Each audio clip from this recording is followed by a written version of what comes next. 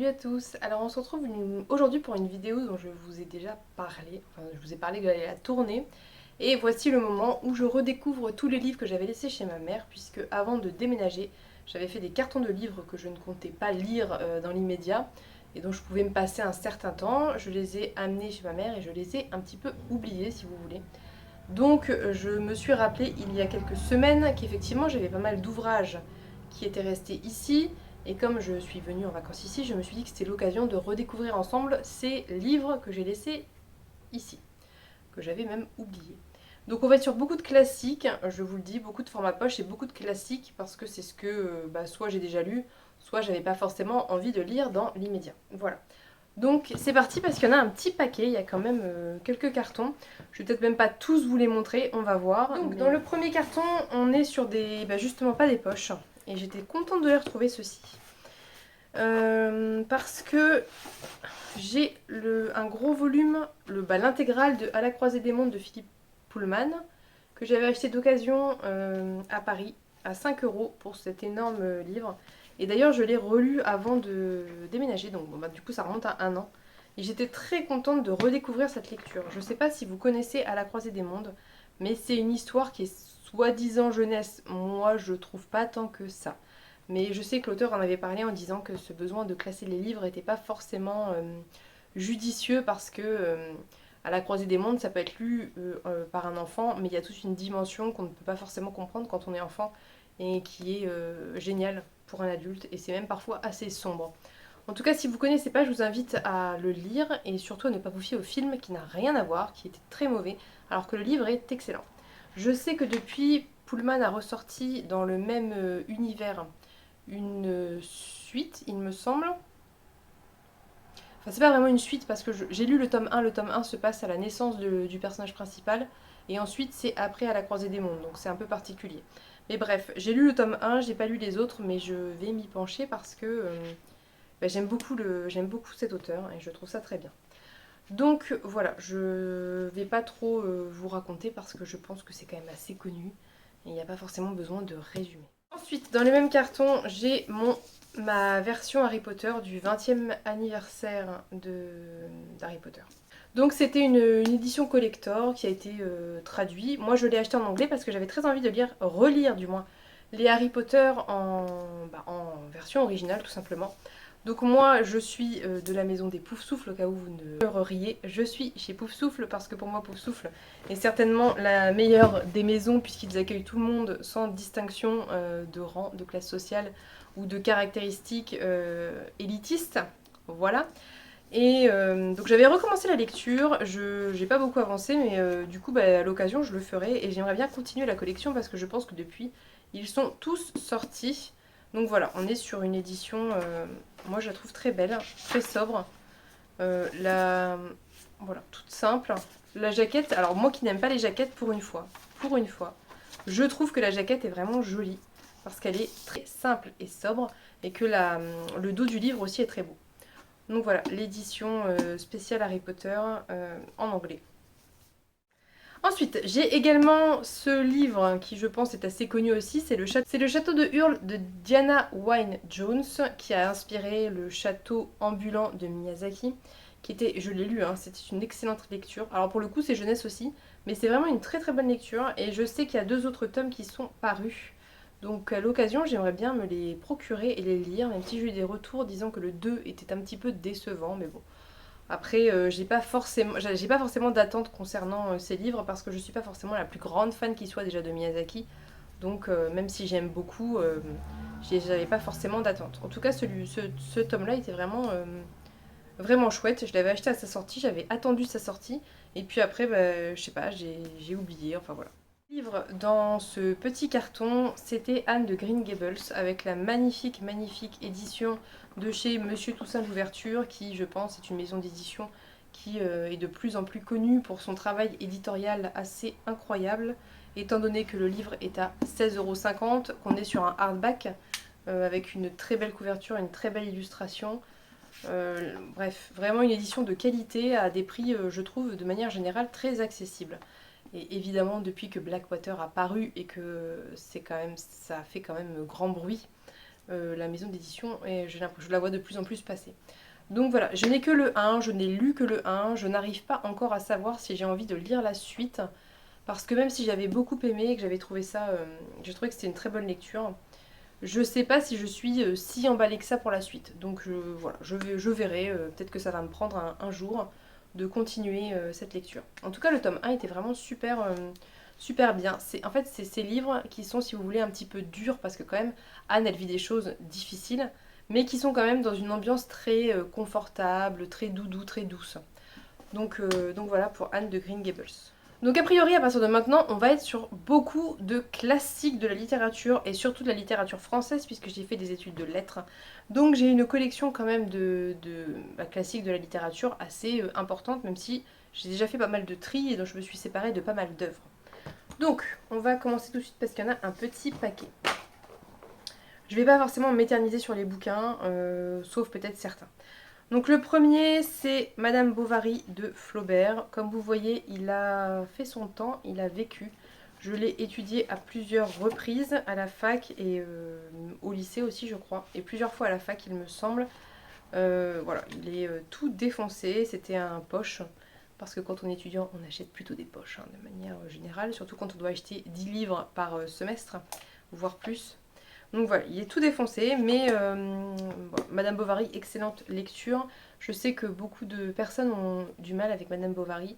Je pense qu'il fait partie de ces livres, comme Zola, qu'il est difficile d'étudier au lycée, parce que je pense qu'il demande des connaissances littéraires et une maturité peut-être un petit peu plus poussée qu'ont la moyenne des jeunes au lycée, parce que c'est quand même aussi quand je l'ai lu au lycée, j'ai pas saisi tous les tenants et aboutissants très clairement, parce que le fait d'avoir une certaine expérience de la vie et de ce que peut vivre le personnage aide à la compréhension, je pense. Ensuite, j'ai Ainsi soit-elle de Benoît Groult, qui est un livre, un petit roman féministe assez connu, que j'avais trouvé également d'occasion dans une très vieille édition, le livre de poche avec une couverture particulièrement affreuse, que je n'ai pas encore lu, donc je pense le lire assez prochainement. Ensuite, dans les classiques, alors bon, je vais peut-être passer assez rapidement parce que c'est un petit peu peut-être spécifique. J'ai 2 ouvrages de Julien Gracq. Les personnes qui ont fait des études de géographie et les personnes qui ont fait des études de lettres verront de quoi je parle. Ensuite, j'ai un autre Flaubert, L'éducation sentimentale, qui est aussi, vous voyez, qui est aussi un livre que j'ai utilisé à la fac. Excellent ouvrage également, vraiment. Mais après, j'aime beaucoup l'écriture de Flaubert, même si c'est très particulier. Je trouve pas qu'elle soit inaccessible quand on n'a pas fait d'études de lettres. Je pense qu'on peut le lire. Après, c'est vrai que il faut avoir des connaissances peut-être un petit peu historiques et sociales de l'époque pour en saisir tous les tenants et aboutissants. Ensuite, on va attaquer la petite section féministe de mes cartons. Puisque dans ce carton, j'ai Mémoire de fille de Annie Ernaux, livre que j'ai également acheté d'occasion dans une très belle édition NRF. J'adore les éditions NRF, je les trouve très belles, très simples et c'est très bien. J'ai La femme gelée de Annie Ernaux, j'ai Une femme de Annie Ernaux, j'ai La place, pareil, d'Annie Ernaux. Et je pense que c'est tout pour Annie Ernaux. J'ai lu Mémoire de fille, j'ai lu La femme gelée, et je n'ai pas lu les 2 autres. Donc je vais rattraper ça assez rapidement, puisque Annie Ernaux est une excellente autrice. Tous ses ouvrages sont excellents. Je suis vraiment très touchée par son écriture, puisque elle parle beaucoup de féminisme, du statut des femmes, mais elle parle aussi beaucoup de dissonance de classe sociale, c'est-à-dire elle qui est née dans un milieu assez modeste et qui va accéder à un milieu plus élevé de par ses études et de par le fait qu'elle devienne autrice. Et elle parle beaucoup de ça et c'est très intéressant si vous êtes intéressé par tout ce qui est thématique féministe et sociale. Annie Ernaux, c'est vraiment... faut se pencher dessus. Ensuite, j'ai 4 ouvrages de Virginie Despentes. Donc voilà, j'ai la collection Vernon Subutex. Je n'ai pas lu le dernier. Mais si je veux lire le dernier, il faut que je relise le 1 et le 2, puisque je les ai lus il y a si longtemps que j'ai peur d'avoir oublié. Mais je pense les relire parce que ça se lit quand même très bien. Et j'ai Baise-moi également. J'avais King Kong Theory, mais je ne sais plus où il est. Je ne l'ai pas encore revu. Voilà, donc des pentes, je pense que vous connaissez, elle est quand même assez connue. Je trouve c'est très dur à lire, hein. On n'est pas sur de la littérature légère, c'est vraiment très dur à lire, mais c'est toujours instructif. Et d'ailleurs, je trouve ça d'autant plus instructif si on se penche également sur ses interviews et sur ce qu'elle dit en dehors de ses romans. Parce que quand elle parle également de son expérience personnelle, on comprend beaucoup de choses par rapport à ses romans. Et voilà, donc je vous invite, si vous avez le cœur accroché, quand même à lire Des Pentes. Parce que c'est quand même de la lecture, c'est pas de la lecture doudou pour le coup, hein, c'est plus de, ça heurte un peu quoi. Et enfin, j'ai Mémoire d'un fou de Flaubert que j'ai lu, qui est un tout petit ouvrage. J'ai... Pas moi ça. Et j'ai Le nom de la rose d'Umberto Eco, que je n'ai pas lu. Mais que j'ai très envie de lire parce que maintenant, avec le recul, je me rends compte que c'est un roman policier médiéval et que ça pourrait bien me plaire. Donc, à l'occasion, je vais le lire celui-ci. Alors, carton suivant. Dans les classiques, j'ai L'amant de Marguerite Duras. J'ai vu le film mais je n'ai pas lu le livre. Mais après avoir vu le film, j'ai très envie de lire le livre parce que j'aime beaucoup Marguerite Duras. Tous ses livres ne sont pas égaux en termes d'accessibilité parce que certains sont assez complexes à lire. Mais L'amant, je sais que c'est un des plus accessibles peut-être pour la lecture. Donc j'aimerais bien le lire assez rapidement, d'autant qu'il n'est pas si gros, pas si épais que ça. Il fait 110 pages. Donc à lire prochainement. Ensuite, j'ai toute une collection, tout ça, de volumes de Zola. Alors il n'y a pas tout puisque rien que les Rougon-Macquart, ça représente 20 volumes. Vous voyez là, il n'y en a pas 20. Je ne pense pas que je les avais tous, mais je les ai tous achetés dans une très belle collection. Donc ceux-ci, je vais les laisser à ma mère puisqu'elle voulait eh bien les lire. Ton suivant. J'ai quelques ouvrages plus ou moins intéressants. Moi, j'ai trop intéressant, mais après, on va dire, il y a des bouquins assez spécifiques, études littéraires quand même. Mais malgré tout, j'ai Mémoire d'une jeune fille rangée de Simone de Beauvoir, que j'aimerais bien lire. Je ne sais pas dans quelle mesure c'est autobiographique ou non. Il faudrait que je me penche sur le sujet, notamment peut-être sur la préface. Bon. Mais en tout cas, j'aimerais bien lire parce que j'aime bien. J'ai lu Le Deuxième Sexe. Oula, mais il est bizarrement imprimé ce bouquin. Ah bah alors ça.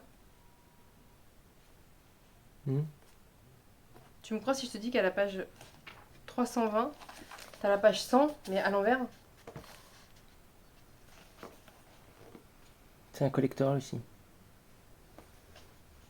Bref, donc Mémoire de jeune fille rangée, j'aimerais bien le lire et je vous en ferai un retour. J'ai Henri Barbus, Le Feu, qui était une excellente lecture, mais alors terrible, hein, on est dans les tranchées, c'est quand même... Alors là, pour le coup, si on s'intéresse à la Première Guerre mondiale, qui est quand même beaucoup moins traitée, je trouve, de manière générale, que la Seconde Guerre mondiale, c'est une très bonne lecture. J'ai La Nuit des Temps de Barjavel, que je n'ai jamais lu, que j'ai commencé à plusieurs reprises, mais que je n'ai jamais terminé. Peut-être serait-il temps que je m'y mette. Ensuite, j'ai Le Deuxième Sexe, volume 1 et 2 de Simone de Beauvoir. Donc, à savoir que le volume 1 est assez spécifique dans la mesure où on est sur peut-être quelque chose d'un petit peu plus, comment on peut dire, scientifique, voilà. Sur des données peut-être un peu plus scientifiques, on est sur les mythes, on est sur des choses plus historiques. Donc le volume 1 est un petit peu particulier. Moi j'ai trouvé qu'il se lisait assez bien, mais bon, je sais que ça peut être déstabilisant, on ne s'attend pas forcément à ça. Et le volume 2 que je n'ai pas terminé, mais qu'il faudrait également que je termine, puisque là on va être sur plus une époque contemporaine, peut-être plus intéressante pour en tout cas voilà, plus simple à lire on va dire. Ensuite, j'ai Le Moine d'Antonin Artaud que j'ai lu. Je ne sais pas si vous connaissez Le Moine, qui est un... Ah bah tiens, ça c'est très Halloween si jamais. Enfin, en même temps, au moment où je sortirai cette vidéo, Halloween sera passé. Bon bah pour la période prochaine, octobre-novembre, Le Moine, c'est très Halloweenesque, très ambiance horrifique, fantastique, assez glauque. Donc je vais vous faire lire le résumé parce que je ne saurais pas le résumer comme ça. Donc le résumé c'est Mathilde, alors c'est un extrait du livre. Mathilde prononça les paroles magiques. Aussitôt les caractères tracés sur les bords du miroir s'animèrent et commencèrent à tracer dans l'air des figures reconnaissables. La surface d'acier poli sembla fondre, et il se présenta aux yeux du moine un tourbillonnement de couleurs et d'images agitées de remous puissants. Puis les choses se disposèrent suivant leur perspective naturelle, et Ambrosio vit en miniature les traits mêmes d'Antonia. Elle se trouvait dans un petit cabinet, attenant à la chambre où elle couchait. Elle se déshabillait pour se mettre au bain, et le moine eut pleine liberté de détailler les admirables proportions de ses membres. Voilà, c'est un petit peu particulier, ça va parler d'un moine qui va être tenté par des forces un peu obscures, enfin voilà, c'est vraiment très période fin octobre, un petit peu horrifique, un petit peu effrayant par moments. Donc, et ça se lit très bien, c'est assez accessible. Antonin Artaud, c'est 20e siècle il me semble, voilà, petit côté gothique, enfin. Et donc, Barjavel, le voyageur imprudent, que je n'ai pas lu non plus, qui est de la SF française, donc peut-être à découvrir prochainement.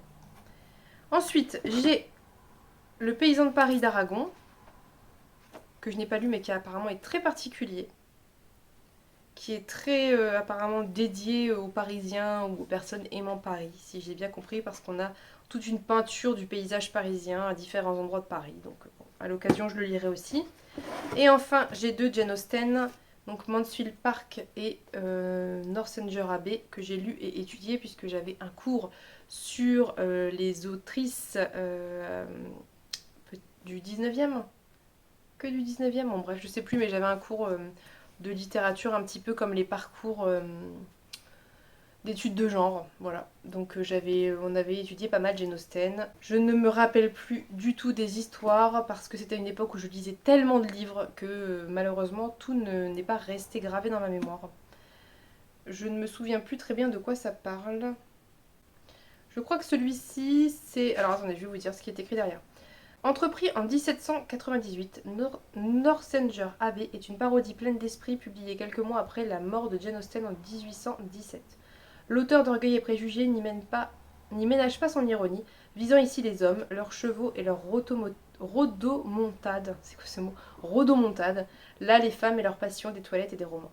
Tous les ridicules, toutes les frivolités sont la cible de la romancière qui bâtit l'une de ces subtiles comédies amoureuses pleines d'humour et de bon sens. Je pense avoir lu tous les Jane Austen, il me semble. Et je crois que...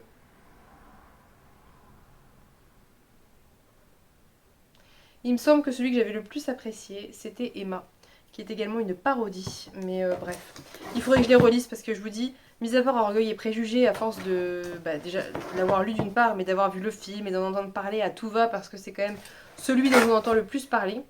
Je me rappelle très bien l'histoire, mais c'est vraiment pas mon préféré et je ne comprends pas pourquoi c'est celui-ci qui a le plus de succès. Mais bref, peu importe. Ça, c'est des histoires de goût, c'est difficile à définir. Ok, donc... Ensuite... Donc là, j'ai fait 3 cartons. On va y arriver. Ensuite, donc, 4e carton. J'ai Marguerite Duras, Les yeux bleus, cheveux noirs, qui fait partie de ces romans... Je sais plus comment ça s'appelle, cette écriture-là. Donc c'est pas un des plus faciles à lire celui-ci, mais bon, voilà, moi j'avais bien aimé. Ensuite, j'ai collection de Marguerite Duras, j'ai un barrage contre le Pacifique, puisque c'était aussi dans le même cours que là où j'avais fait, enfin qu'au moment où on avait fait Jane Austen. Donc les autrices, on avait lu plusieurs autrices de différentes époques, donc on avait fait Marguerite Duras, un barrage contre le Pacifique que j'avais beaucoup aimé, et on avait fait Moderato Cantabile, qui était aussi un de ces romans un petit peu particuliers, un petit peu moins accessible que par exemple L'Amant. Ensuite, est-ce que j'ai encore du Duras à vous montrer? Oui. Autant finir dans le Marguerite Duras. J'ai Hiroshima mon amour qui, comme vous le savez, est le scénario du film, qui est un très bon film à mon sens, et le ravissement de Lolvestein, qui fait partie également de ses œuvres... Donc voilà, ma petite collection Marguerite Duras, qui est une autrice que moi j'apprécie particulièrement, même si tous ses livres sont inégaux en termes d'accessibilité de lecture. Voilà. Ensuite, j'ai ce petit livre dont je ne me rappelle absolument pas, je ne me souviens pas de l'avoir acheté, je ne me souviens pas de quoi ça parle. C'est des éditions Point. Un homme venu de Suisse coupe par la montagne pour rejoindre un village au cœur des Vosges. Il marche jusqu'à la fin du jour, entre dans une maison. Ainsi commence l'histoire vraie d'un dramaturge venu soigner son âme malade chez un pasteur alsacien au début de l'hiver 1778. L'un des textes les plus célèbres de la littérature allemande qui a inspiré de nombreux écrivains et philosophes. Alors pourquoi je l'avais acheté, je ne me rappelle pas. Ça devait être sûrement en rapport avec un autre texte que je devais étudier. Et je ne sais même plus si je l'ai lu ou pas, mais à l'occasion, pourquoi pas. Ensuite, j'ai La guerre des Gaules de César, qui est donc comment on peut dire, le récit de la guerre des Gaules fait par César lui-même, qui était une très bonne lecture. Bon, après, il faut s'intéresser à tout ce qui est antiquité, tout ce qui est guerre antique, hein. Évidemment, parce que ça traite quasiment que de ça. Un tout petit peu de, peut-être de culture gauloise, de culture germaine. Non, comment on dit ? Germanique. Un tout petit peu de culture germanique, etc. Bref, des peuples barbares, entre guillemets. Mais bon, c'est très spécifique comme lecture. Mais ça, c'était parce que j'avais des cours de littérature antique. Ensuite, j'ai du Colette. Donc, La maison de Claudine et la chatte, que je n'ai pas lu, mais que j'aimerais lire dans des très vieilles éditions aussi, puisque j'achète beaucoup de livres d'occasion. J'ai les nouvelles exemplaires de Cervantes. Alors ça, c'était purement pour la fac, mais c'était intéressant du coup, parce que ça traite, déjà c'est des nouvelles, donc c'est un format qui est un peu particulier, qu'on voit pas forcément si souvent que ça.